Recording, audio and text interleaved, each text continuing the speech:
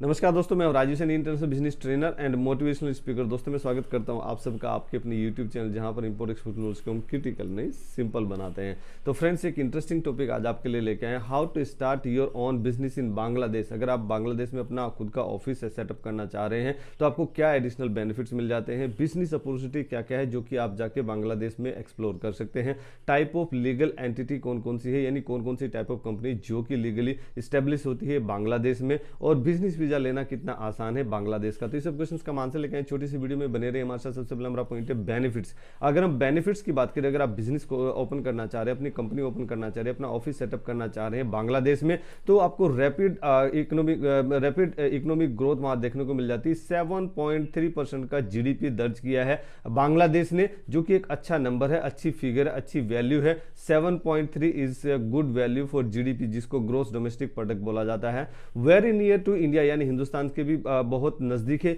बाकी कनेक्टिविटी भी उसकी मतलब जैसे चाइना से भी कनेक्टिविटी अच्छी है, उसकी बाकी कंट्री से भी कनेक्टिविटी अच्छी है। अगर हिंदुस्तान की बात करें तो हमसे रोड से भी कनेक्टिविटी, रोड से भी डायरेक्टली बांग्लादेश जाते हैं, यानी कोलकाता की तो बिल्कुल पास में ही है। ढाका बहुत नजदीक है, कोलकाता से हमसे मिला हुआ है। तो बेसिकली रोड से कनेक्टिविटी हमारी अच्छी है, रेल से कनेक्टिविटी है, एयर से कनेक्टिविटी यानी बाई एयर तो हम जाते ही हैं, बाई शिप यानी समुद्र के रास्ते से भी सामान जाता है, और लोग भी जाते हैं, पैसेंजर शिप भी जाते हैं। सो बेसिकली कनेक्टिविटी का कोई दिक्कत नहीं, कनेक्टिविटी बहुत अच्छी यहाँ से मिल जाती है।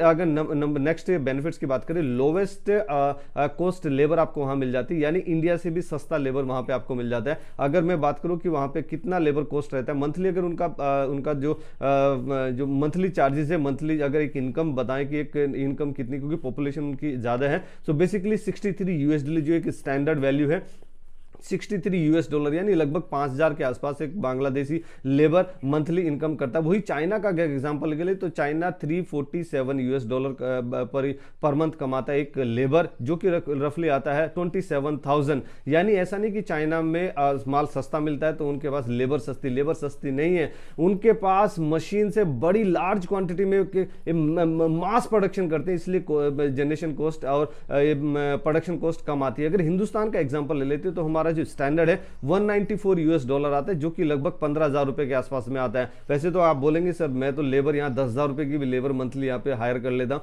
लेकिन एक स्टैंडर्ड वैल्यू जो गवर्नमेंट का ऑथेंटिक डाटा है वही हम यहाँ पब्लिक की बात कर सकते हैं। आप वहाँ हिंदुस्तान में 8,000 10,000 में भी लेबर मिल जाती है, लेकिन बेसिकली जो गवर्नमेंट का ऑथेंटिक डाटा है वो मिनिमम वेजेस के ऊपर काम करता है, तो वो 15,000 रुपए हिंदुस्तान का माना गया है।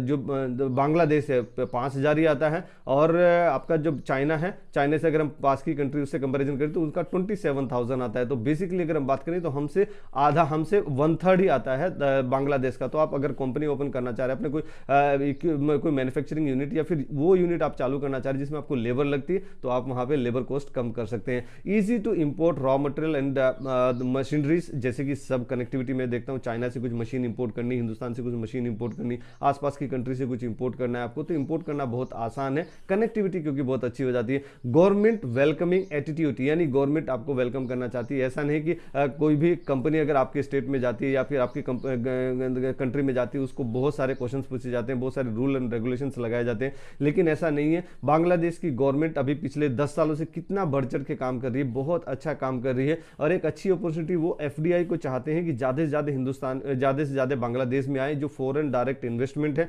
इसलिए इन्वेस्टर्स अपना चाइना से उठ के हिंदुस्तान में आ रहे हैं और बांग्लादेश में जा रहे हैं। तो बेसिकली अगर आप भी बांग्लादेश में अपने कंपनी सेटअप करना चाहते हैं तो कर सकते हैं। वहां पे skilled and young man power आपको मिल जाएगा, मतलब उनकी जो पॉपुलेशन है 16 करोड़ की, जिसमें से 5 लाख तो इंडियन ही है जो कि वहां पे बिजनेस कर रहे हैं या फिर दूसरे पर्पज के लिए रह रहे हैं, जो कि गवर्नमेंट का ऑथेंटिक डाटा है। 5 लाख इंडियंस वहां पर बिजनेस कर रहे हैं। 60% वहां की जो पॉपुलेशन, उसका 60% तो यंग जनरेशन है, जिसका एज लगभग हम 20 से 35 के आसपास, 20 से 35 ईयर्स के आसपास लगाते हैं, जो कि यंग जनरेशन, यानी एक अच्छा पोटेंशियल है। तो आपको लेबर बहुत अच्छी मिलेगी, सस्ती मिलेगी, और स्किल्ड लेबर आपको वहां मिल जाएगी। उनके डिफरेंट एग्रीमेंट्स है, जो फ्री ट्रेड एग्रीमेंट्स है, ट्रेड एग्रीमेंट जैसे एप्टा है यानी एशिया पैसिफिक ट्रेड एग्रीमेंट, उनके पास सेफ्टा है यानी south Asian free trade agreement, Pakistan के साथ भी उनका फ्री ट्रेड एग्रीमेंट है। अगर मैं बिजनेस अपॉर्चुनिटी की बात करूं, यानी कौन कौन सी बिजनेस अपॉर्चुनिटी जो कि आप बांग्लादेश में एक्सप्लोर कर सकते हैं, तो उसमें सबसे पहले पायदान पे आता है फास्ट फूड स्टोर, यानी फास्ट फूड का आपको कोई सर्विस देना चाहते हैं, या फास्ट फूड की कोई आप डिलीवरी देना चाहते हैं, या फास्ट फूड का कुछ मैन्युफैक्चरिंग करना चाहते हैं,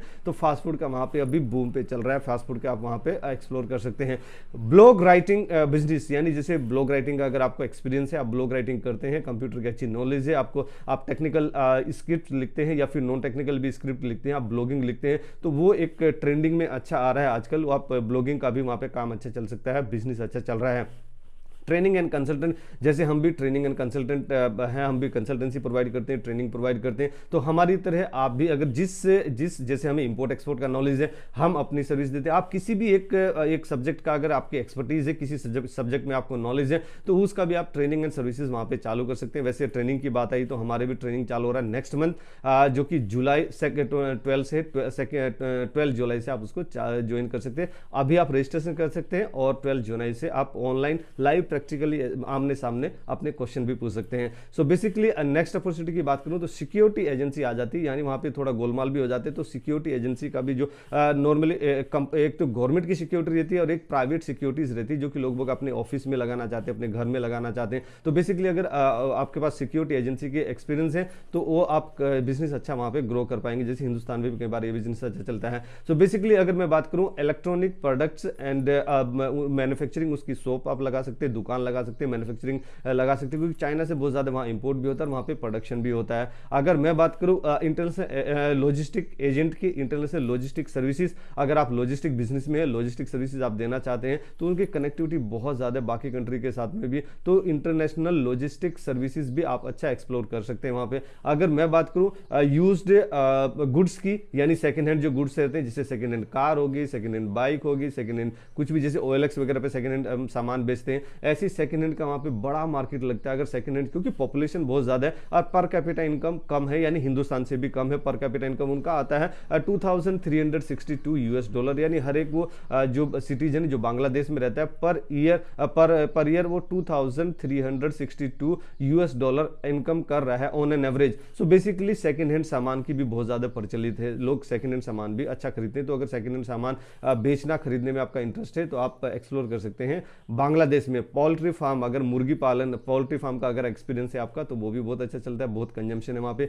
एग्स का भी है और जो हैन है उनका भी अच्छा वहाँ पे कंजम्पशन है। फिशरी फार्म्स अच्छा चलता है वहाँ पे, अगर फिश पालन का, जिसको मछली पालन का बिजनेस बोला जाता है, वो भी अच्छा वहाँ पे चल रहा है। सो बेसिकली जैसे वेस्ट बंगाल यानी हमारे कलकत्ता के पास में वहाँ पे मछली चावल तो बहुत खाया जाता है। सो बेसिकली अगर रेस्टोरेंट की बात करें तो रेस्टोरेंट दुनिया में कोई ऐसी कंट्री नहीं जहाँ पे रेस्टोरेंट खाने पीने का नहीं चलता है, तो वो अगर आपका एक्सपीरियंस, आप किसी भी कंट्री में एक्सप्लोर कर सकते हैं, नॉट ओनली बांग्लादेश, किसी भी कंट्री में आप एक्सप्लोर कर सकते हैं रेस्टोरेंट। अगर मैं बात करूं एक्सपोर्ट इंपोर्ट का, तो अगर आपको, जैसे हमें एक्सपीरियंस है एक्सपोर्ट इंपोर्ट का, अगर आपको भी एक्सपीरियंस है एक्सपोर्ट और इंपोर्ट का, तो आप टारगेट कर सकते हैं बांग्लादेश को। बांग्लादेश में अपना ऑफिस खोल के हिंदुस्तान से आपको इंपोर्ट करना है, जिससे कि हमारी कंट्री का भी इकोनॉमी ग्रो होगा। तो बेसिकली आप ई-कॉमर्स सर्विसेज ओपन कर सकते हैं। अगर मैं बात करूं कौन कौन से टाइप कि वहां पे कंपनी ओपन होती है, तो टाइप ऑफ कंपनी लगभग इंडिया जैसी है। जैसे कि मैं बात करूं पहली नंबर कंपनी की, टोटल 6 टाइप की कंपनी वहां पे रहती है। तो पहली नंबर की कंपनी है सोल प्रोप्राइटरशिप, जिसका सिंगल ओनर रहता है, जैसे हिंदुस्तान में भी रहता है, और उसकी लाइबिलिटी अनलिमिटेड रहती है। इसके बारे में कई बार अपने लेक्चर में पहले भी बता चुका हूं कि